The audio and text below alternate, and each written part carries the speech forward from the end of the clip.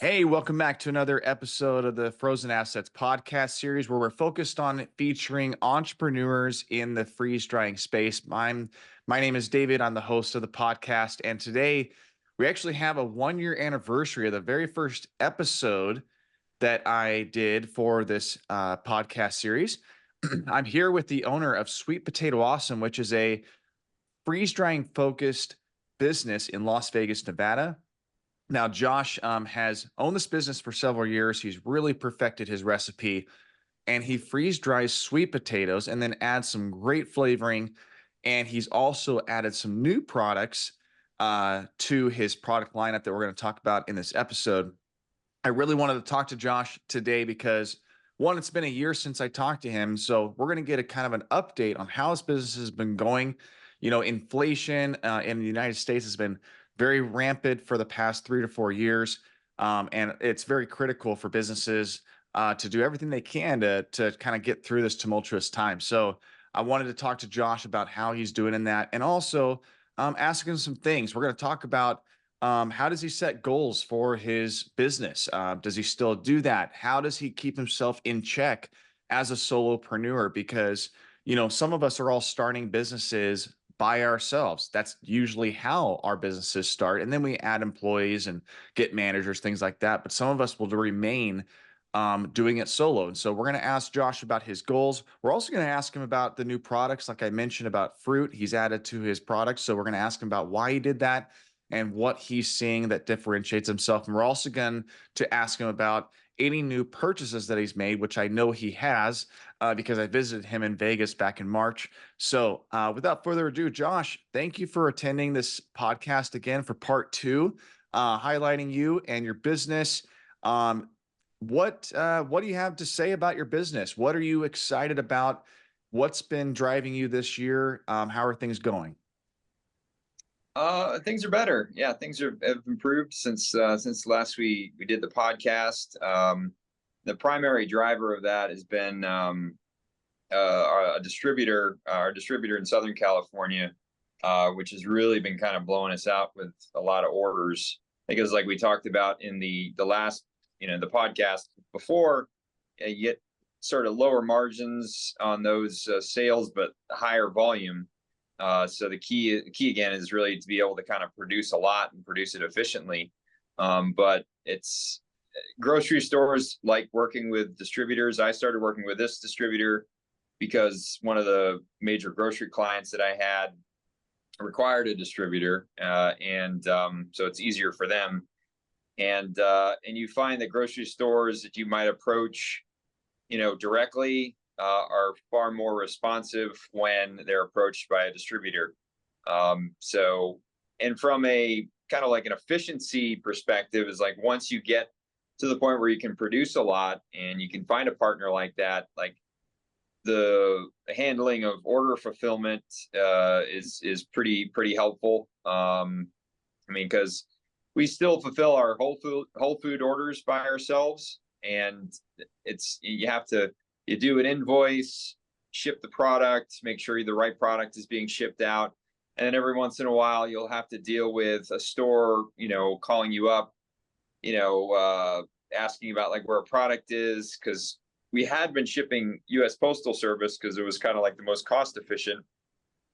But you also run into some issues because the Postal Service delivers at times that aren't as ordinary as, say, UPS or FedEx. Or FedEx and UPS will get to the receiving department, at a certain time, and it's more reliable in that way. Yeah,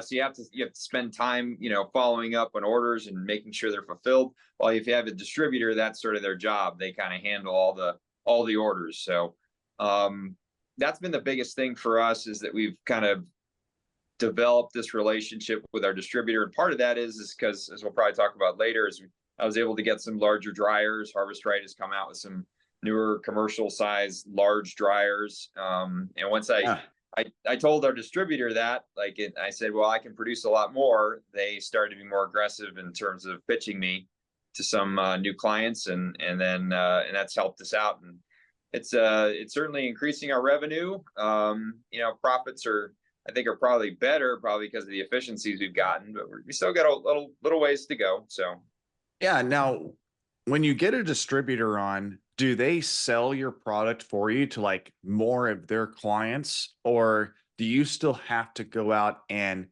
call on another grocery store chain or a healthy, local regional type of store?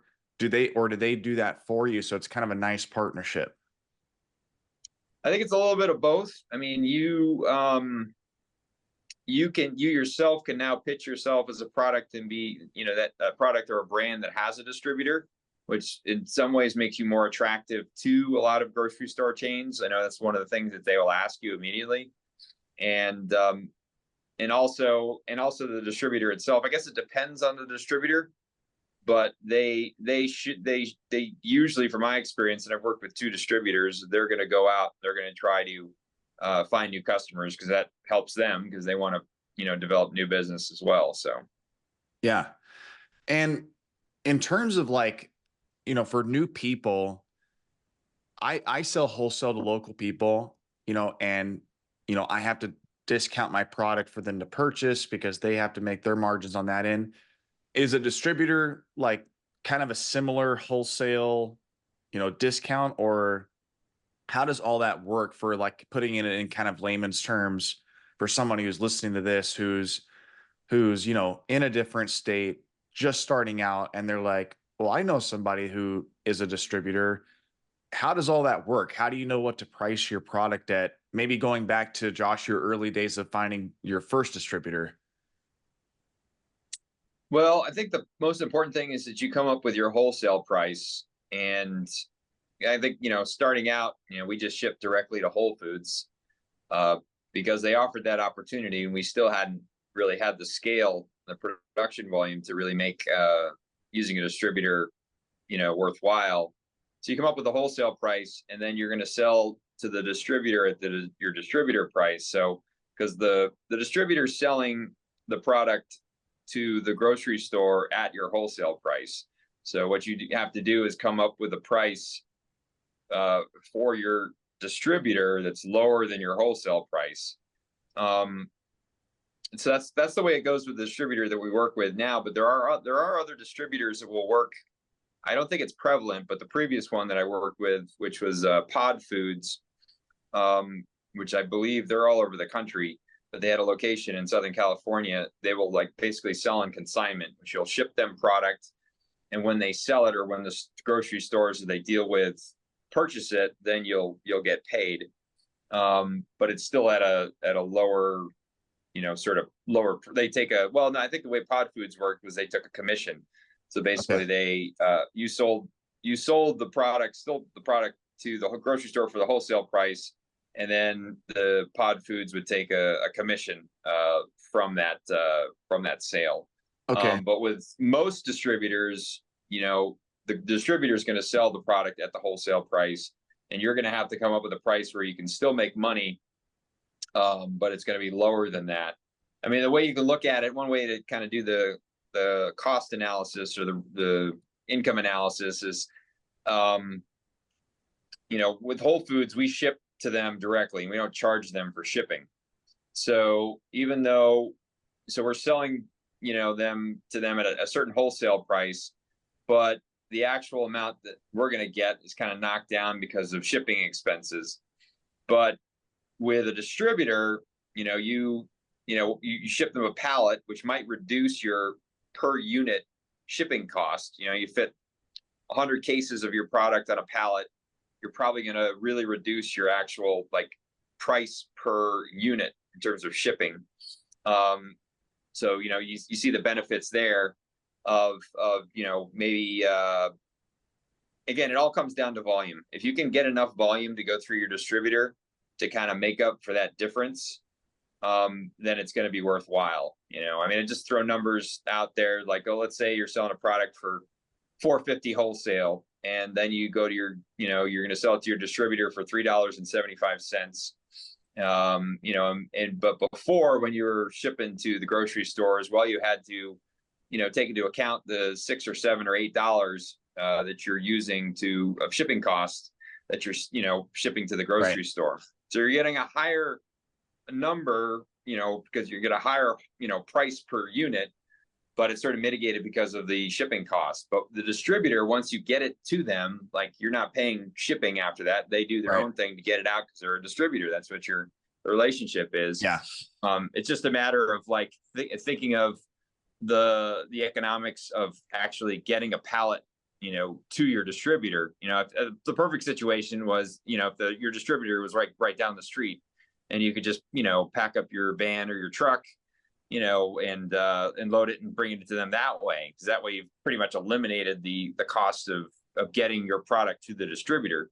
And for us, there, because we're in Southern California, I mean, I kind of always coincide my distributor drop offs with picking up sweet potatoes in Southern California, because I still haven't figured out a way to get sweet potatoes here to Las Vegas, because I can't buy 12,000 pounds of sweet potatoes. But I can get them in LA. The supplier is able to kind of ship them down there, and I cross dock in LA. So I always kind of like coordinate a trip. So like, I got to go there anyway. So maybe I'll take an extra hour worth of driving, go down to Orange County, and drop off there.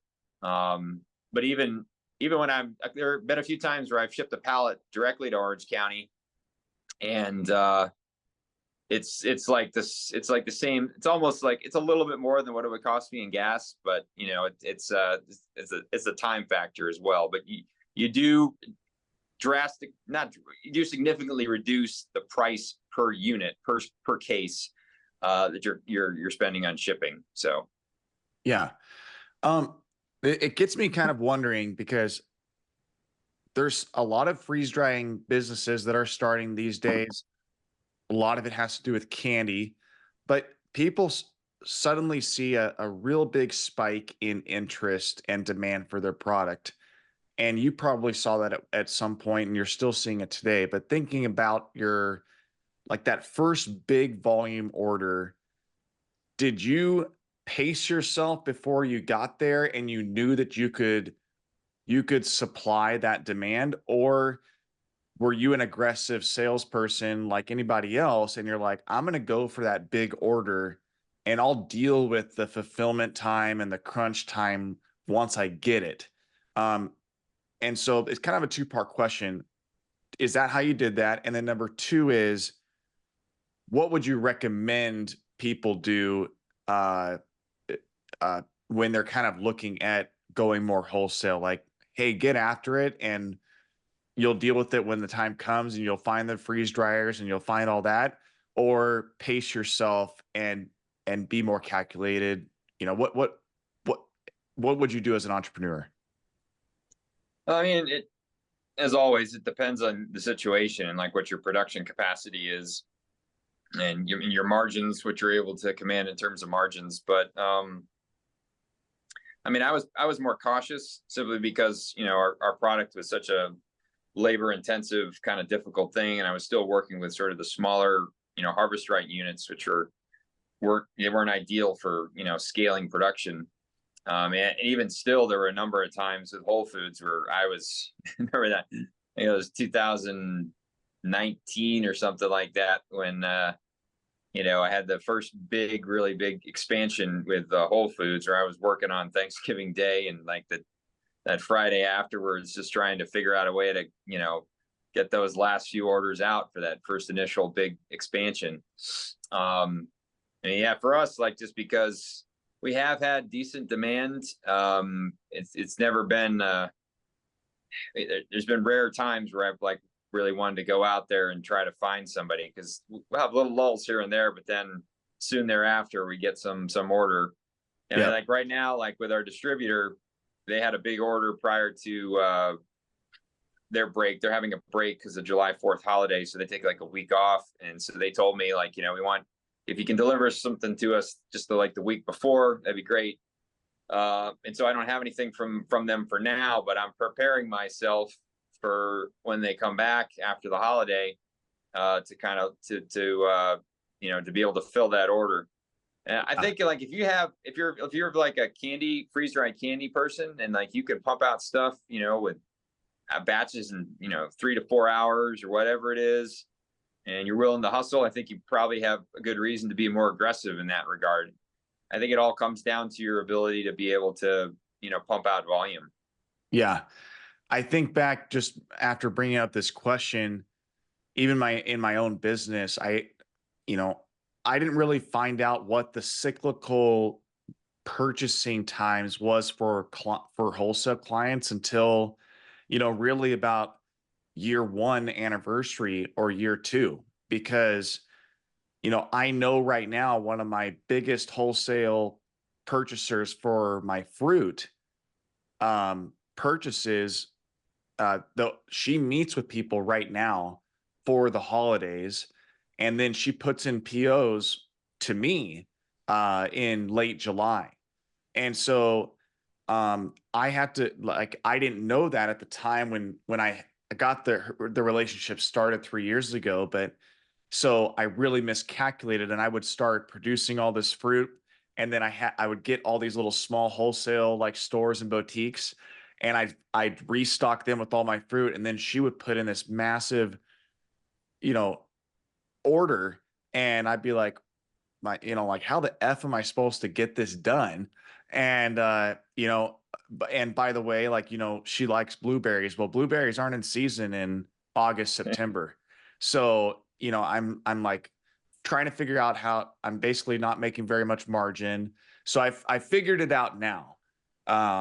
But it just that's that story. So for people who are listening to this podcast, I would say candy for sure. I think you can generate that demand, and you can find ways to work 24 hours and swap out those candies every 3 hours. That's fine. But when you're dealing with stuff like Josh and myself with fruit and sweet potatoes, these are longer cycle times. So you can't just open the freeze dryer and start another batch. Like, you got to take them out. You got to defrost the machine because there's so much ice buildup from the sublimation process.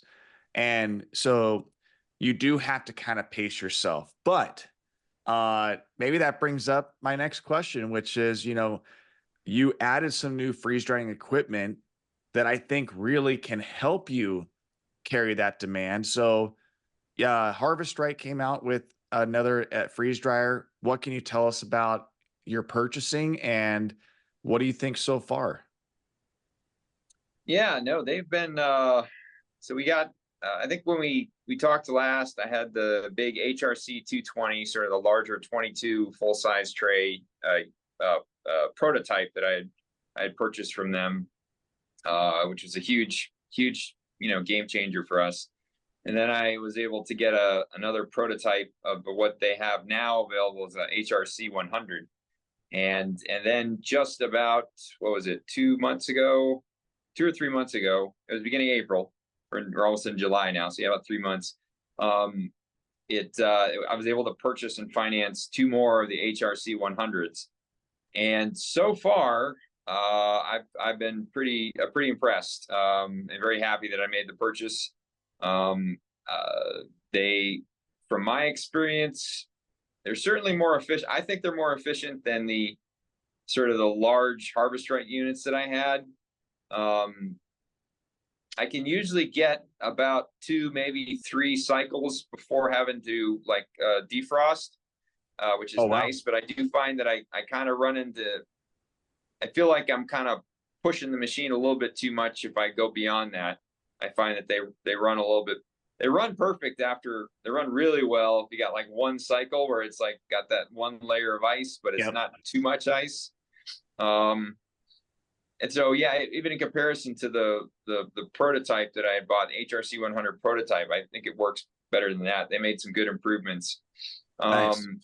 So I think. Go ahead. I just had a question. Like, put like your large freeze drying batch in perspective to the HRC 100, because HRC 100, the reason it's 100 is you can do um, up to about 100 pounds.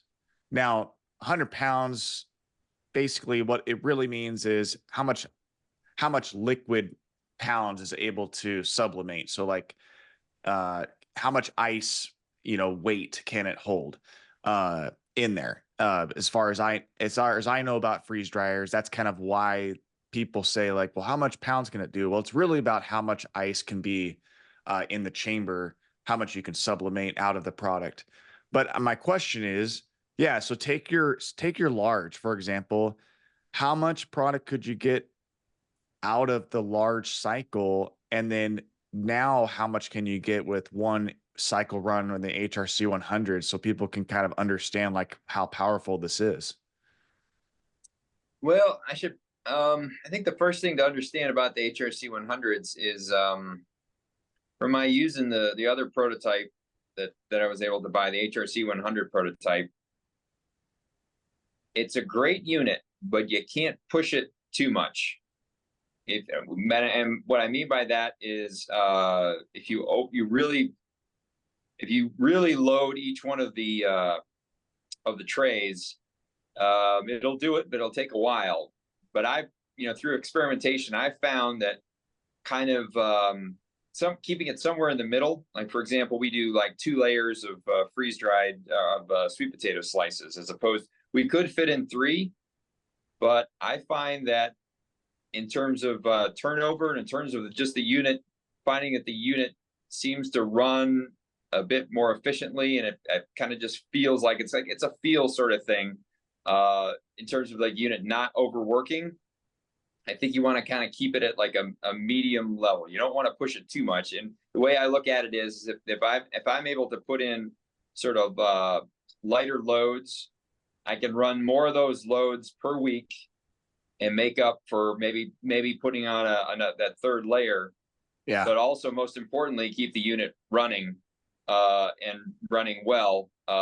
Because when I kind of push the prototype, there are a couple times where there's one time where I kind of ran into some issues where I needed to replace something within the refrigeration. Yeah. So I mean, it's not a science. I haven't technically looked at everything, but I just, my general sense is, and also hearing some feedback from Harvest Right, is that these units, you don't want to push too much, but they definitely work very well, and I can definitely do a lot in them. I would say, so there you got 9 full size trays, and if I'm running, I got 2-ounce pouches, and if I put in like 2 layers, I'm gonna run approximately, somewhere in the neighborhood, depending on the size of them, the equivalent of like 120 pouches, and I can Wow. usually get that done in about 24 to 30 hours or so, which means I can do more batches per week. While if I had that third layer, I think it's going to jump up to like maybe 40 hours or something like that. And then, And if I had like one of my old large dryers, I mean, first of all, with those dryers, it's just like there's no telling, you could have 2 machines running the same amount, and like one would take 45 hours and the other one would take 38 hours or something like that. So but in general, it seems like the HRC 100s run the batches more efficiently, and if you use them, if you don't try to push them too much, you can get over a period of a week, you can get more yield. And kind of like, as we talked about, it's just so important for us to have those full size sheet pans, excuse me, to be able to the transition out of the ovens into the full size sheet pans is just super helpful. And I would yeah. imagine it would be applicable for other people that are doing it, whether you're doing fruits or whether you're doing candy. If you got that big tray that you're going to just pour stuff on, you can obviously pour more. It's easier to pour a bag of Skittles or a bag of blueberries, frozen blueberries, onto a larger tray, as opposed to a sort of the smaller trays. Yeah. Yeah, that's a good point. And so you had some of the older large Harvest Right freeze dryers. I've got some of those as well. And even though Harvest Right has said, up to 16 pounds in those old large Harvest Rights, I really only do about 10 to 12 because of your exact explanation. And I found that out over time, is like, if I load those things up with strawberries, it's going to take over 40 hours to do.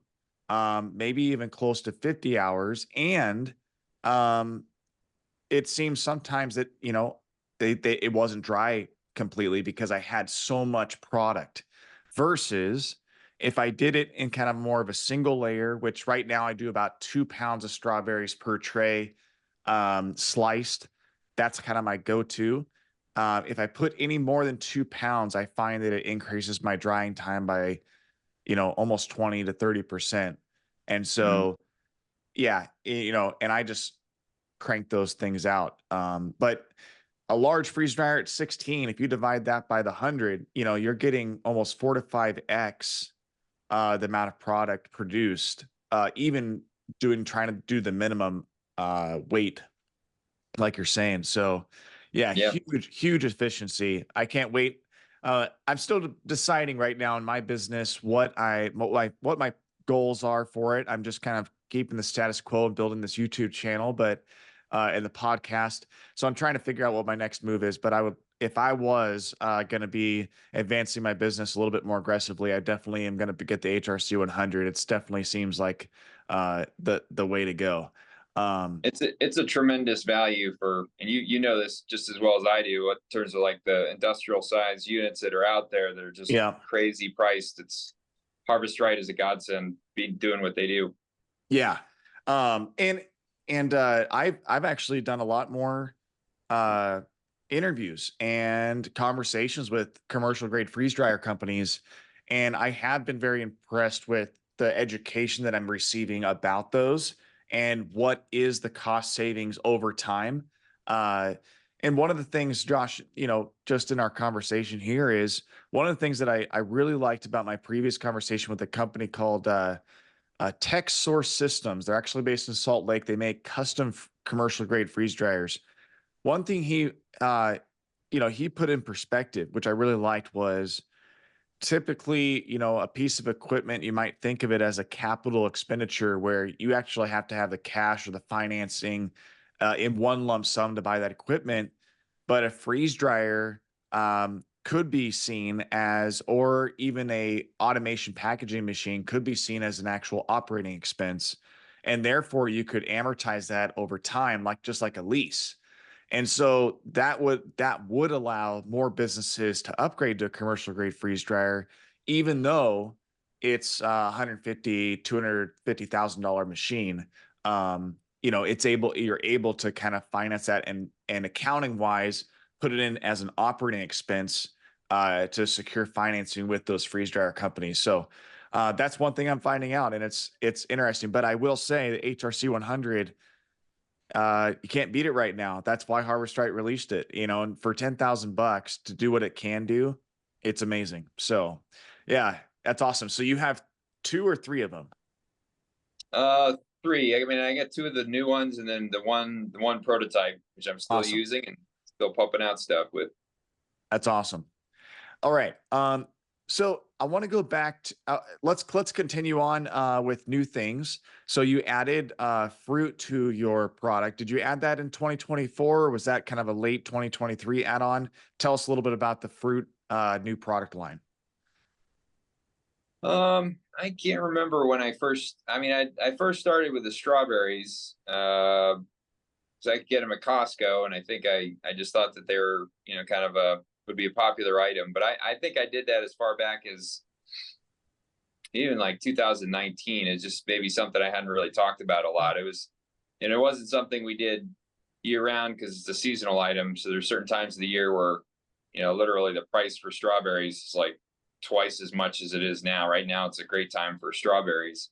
So it was just kind of something that, like, from a production perspective, it was, it's fairly easy. Like, we didn't have to bake it. We didn't add any oils. We just simply washed them and cut them. So it was something like to keep dryers full, and on days where, because I'm still I'm still doing the slicing by hand. In the days when I kind of needed to take a break from that, or I had to be out on the road, or I was out at a grocery store doing sampling, or I was, going picking up sweet potatoes. It was something my employees could do to sort of, keep production going.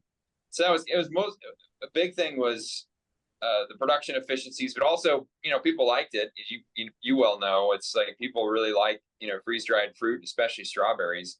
And when you do it with the harvest rights, where you're not flash freezing it, it seems to yield that even like this puffy, sort of like really super flavorful, end product. And it's somewhat similar, like you get with we do the bananas as well, and those have a similar sort of puffiness, and you get the sweetness because you pull all the moisture out. So it's just kind of like, it's like a dessert type option, but a healthy dessert, and it's also kind of easy for us in terms of production process. So Yeah. And if you're not familiar with Josh's company, he does do all organic products. Correct, Josh? yes, yep. Yeah. And so what's your also, if you haven't looked at his website, sweetpotatoawesome.com, you actually cut the bananas, actually kind of in like whole pieces. So you cut them, you don't actually cut them thin, and you do the same thing with strawberries. Like you actually freeze dry them whole, don't you? Or you We have, slice up the strawberries, but they're still okay. pretty big pieces. So yeah. Yeah. What kind of drew you to make them bigger versus thin sliced? I mean, I kind of like it like that size. There's more crunch. I mean, that's one of the reasons I love, I think most people love, freeze dried products, is the crunch. And so the thicker piece of banana, you're going to get more crunch. And when you do crunch, you bite down on it, because you have, more fruit in your mouth, there's more of an explosion of flavor, I think. There are some process efficiencies, like just to make it easier for us, if you have bigger pieces, you have less pieces to put on a tray, to organize. But if you have like a lot of small pieces, you gotta, it takes you a little bit more time to, place them on the tray. Because even though fruit is a little bit easier than sweet potatoes, you still have, you still got to make sure that they're not sticking up or sticking above the lip and that sort of thing, and they're, laid down, they're getting good contact with the tray. So yeah, so there's some efficiencies there when you have the larger pieces, larger chunks. Now, with having the larger chunks, though, you know, wouldn't you say that it's taking longer for that freeze dryer to sense that it's dry? Um, with the sublimation process, it's having to find those water molecules in a thicker product. So is your cycle times taking longer because you do that? Yeah, I mean, I honestly haven't um, experimented too much with the thinner slices of bananas, but I suppose that's probably true. It's a trade off. Um, I guess from my perspective is like, if you bring in employees and you have them for 8 hours a day to help you out, or you yourself, or, when I'm here, there's been a couple times, the last couple times I've done bananas, I just kind of did them myself, later at night. It's in the scenario whereby you have thinner slices and the dryer is working less amount of time. Well, that means more work for you. But when you have larger slices, larger chunks, that's more work for the dryer, which does take a little bit more time. But when you're in the scenario of like, well, I mean, you think one thing about freeze drying, it does take a long time, but it's also working all night. Yeah. They're pumping 24/7. So while I'm sleeping, the freeze dryers are working for me. Yeah. So it's I would much rather have the machines in every scenario, have the machines do more, as long as it's not taking drastically more. And it probably does take more time, but not so much as to not really make it worth it, for you to, because it's just like it's such a grind to, food production is such a grind. And I'm fortunate enough to have employees that are hard workers, and they come in and they really help me out. But there's, you just got to figure out ways to make the process as efficient as possible for, just to get as much production out of an 8-hour workday when you get guys in there, or just for your own sanity to, not be working so hard for so long, to be able to produce a certain amount of product. Yeah. So you can tell viewers, there's no easy way to get around cutting off that stem of the strawberry. You got to use a knife and a cutting board and get that thing off, right?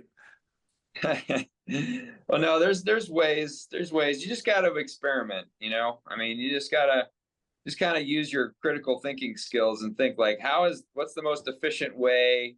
And then you do a little searching on Amazon and that sort of thing. There's certain ways that you can kind of make that process more efficient. Okay. Josh has got a secret sauce to cutting strawberries. That's what I'm hearing right now.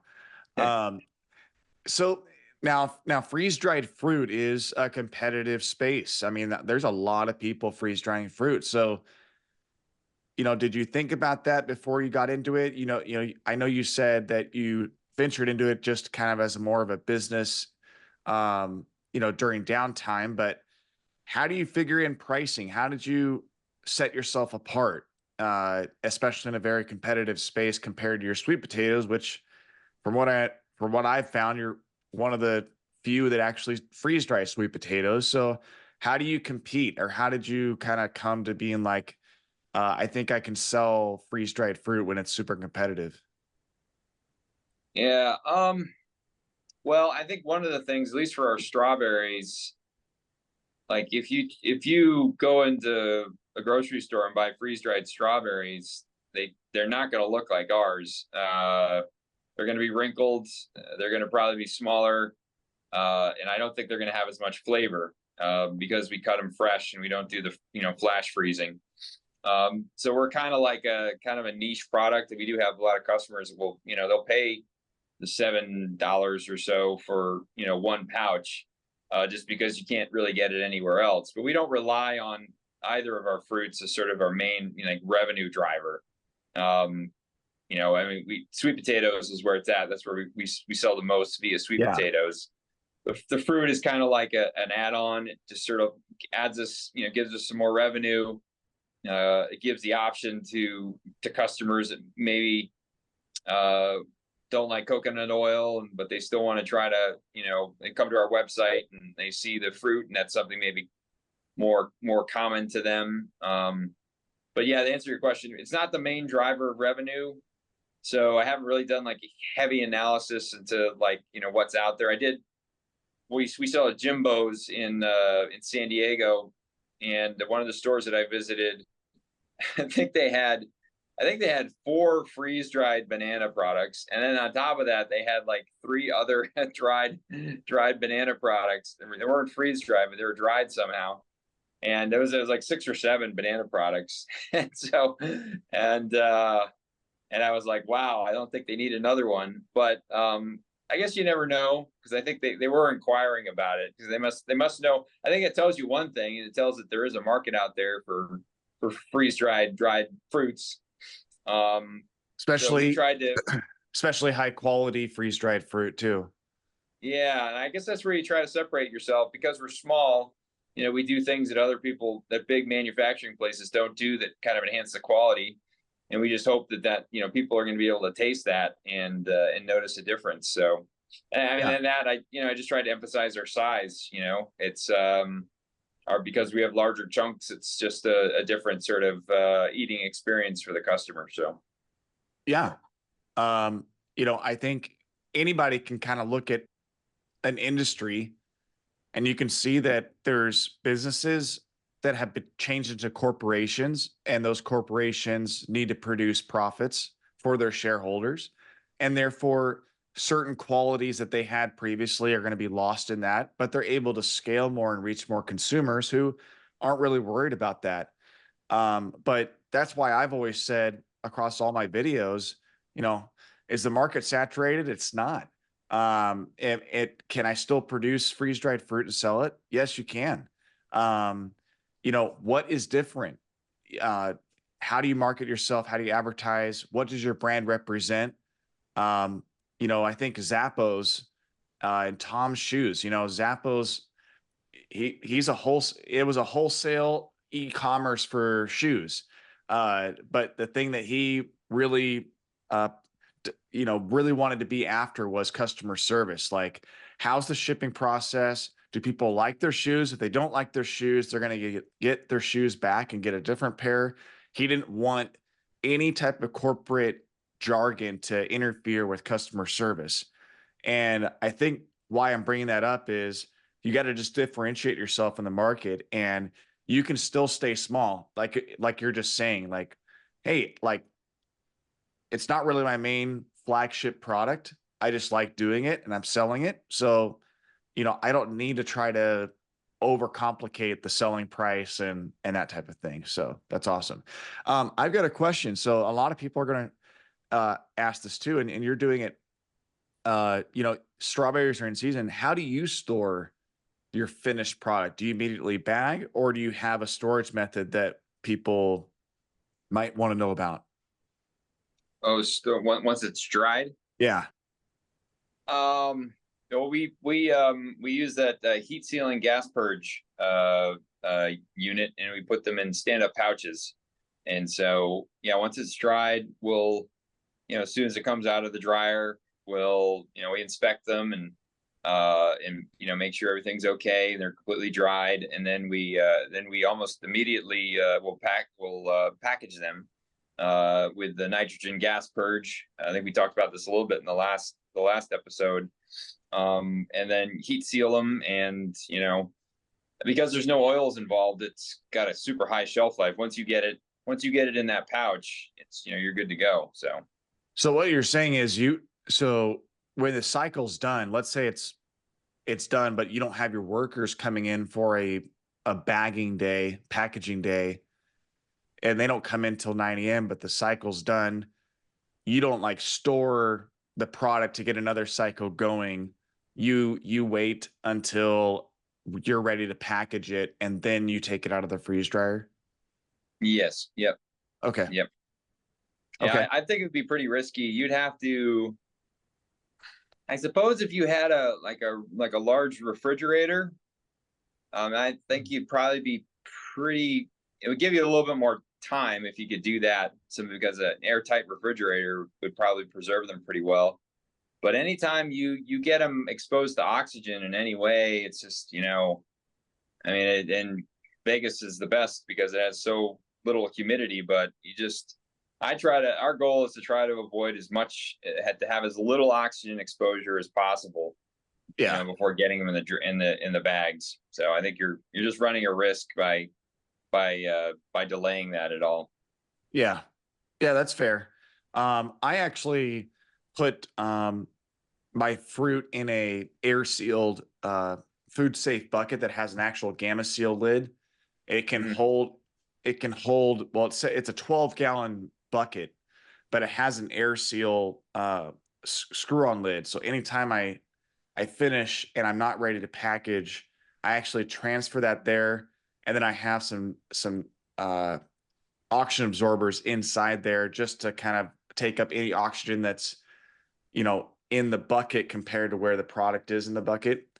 And then when I'm ready to package, I open that up and bag it pretty quickly, just like you would. But it seemed to work pretty good. Yeah, I could see that working. Yeah. I would Yeah. add, for people doing fruit, one thing you have to keep in mind is that the volume, like the size of the fruit, can vary between different like brands, because there are certain strawberry brands that we'll purchase that are less dense than other ones, and we know they're both dried, but it's like, so we have like 1.2 ounces of strawberries in a pouch, but we're going to transition to 1 ounce of strawberries per pouch, because sometimes with certain brands it fills the pouch too much. It's like it makes it very difficult to seal, and you want to have some room to be able to fit that tongue that does the vacuum and then does the gas purge. So that's something for your viewers to keep in mind, is that you have to do some experimentation with different, we haven't found this to be the case when I've bought through different sweet potato suppliers, or different varieties. You can notice a little difference in density, but with strawberries in particular, it's pretty noticeable for certain. I know that there's certain strawberry brands that I'm like, oh, okay, this is going to fit into the pouch more easily than others. So Yeah. My other question is about, you do organic fruit, and also, you're certified organic company. is that complicated to get into, for someone who's maybe trying to be unique and they live in Indiana, even myself in Idaho? Uh, is it a complicated process to be organic? And just given that you've gone through that process, gotten the certification, you know, is it worth it, or should you tread lightly? What's your advice for someone who wants to go into that, from someone who's in it? I think the complexity is determined by, I think, two things that come to mind are the ingredients that you're using and your facility.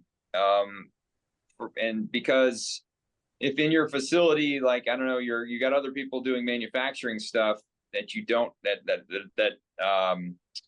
they're using conventional or non-organic products, well, that entails the responsibility for you, more responsibility in terms of like saying how you're going to keep your organic product separate and recognizable from other non-organic products.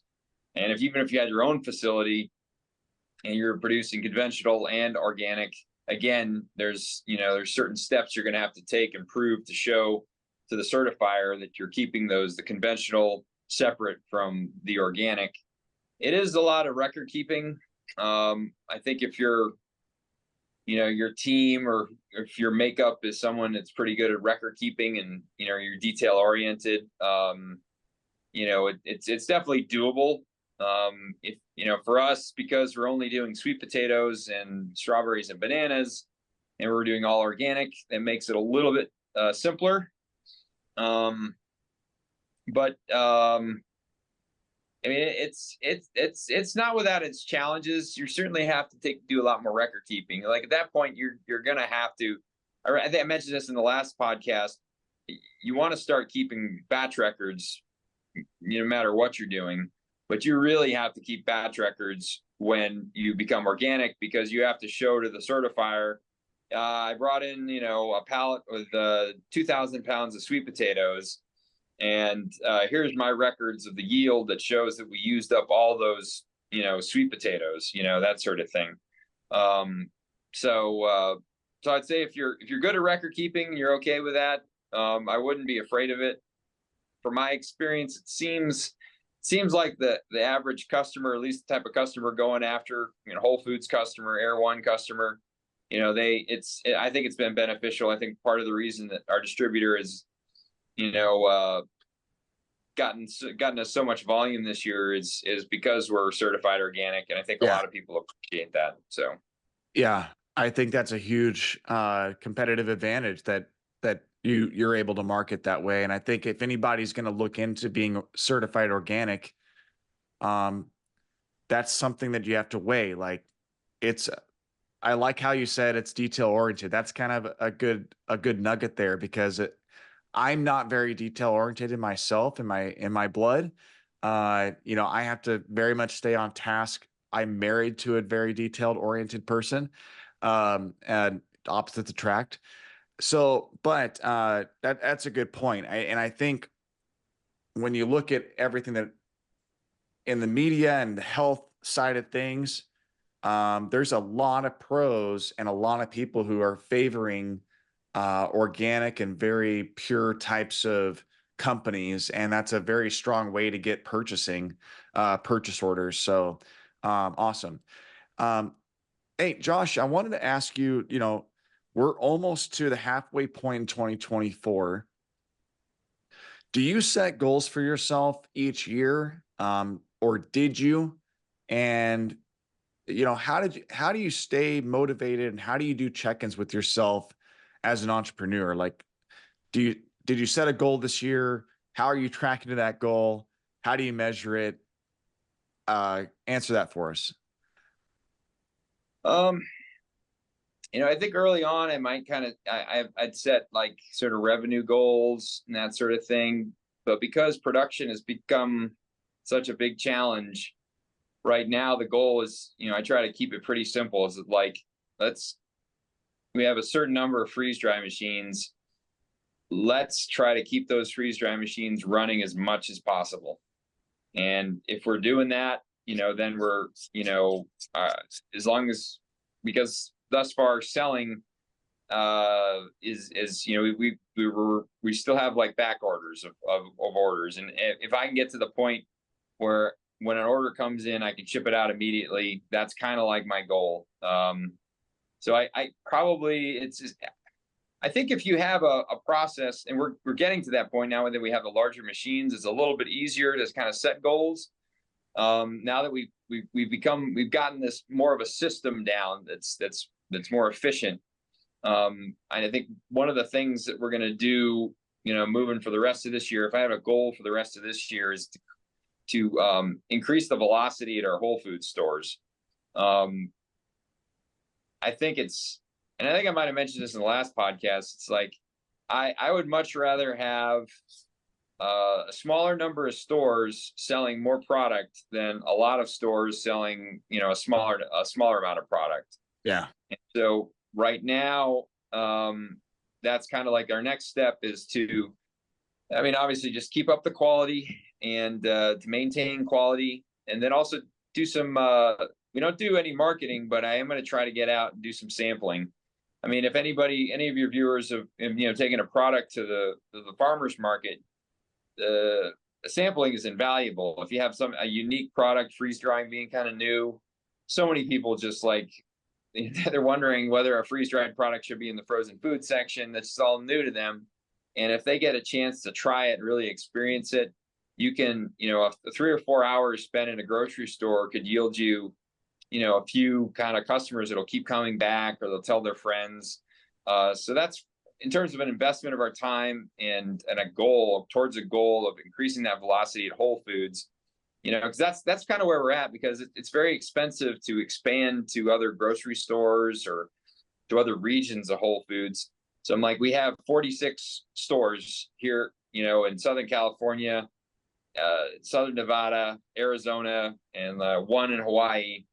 And like, it's just, given our resources, it seems like an appropriate goal is just like, let's do what we can to increase the velocity at those stores, which is primarily driven by sampling.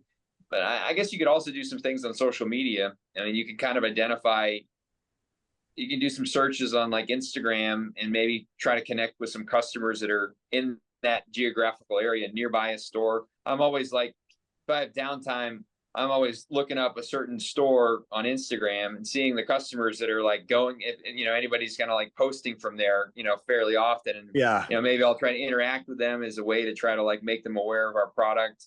I haven't had a lot of success with that, but it's something you can do to try to, kind of help, gain awareness for a particular, store location. So. Yeah. Awesome. Well, Josh, I'm gonna end the podcast here. If you're interested in the previous interview that I had with Josh last year, in episode 1 of the Frozen Assets podcast series, you can check out your go-to podcast streaming platforms, Apple Podcasts or Spotify. I'm on there. Just type in Frozen Assets podcast, or you can type in freeze drying entrepreneurs, and I'm sure I'll come up in the search. Also, if you're not a subscriber of the Freeze Dry Business channel, subscribe here, and I've got a playlist that runs all these different podcast episodes. And Josh, just thank you so much for being on here.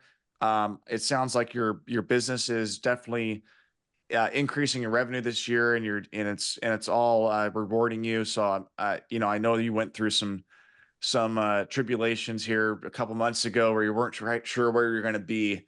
Glad to see that that's overcome, and God bless, and thanks for being on the podcast. Oh, you're very welcome. Thank you for having me.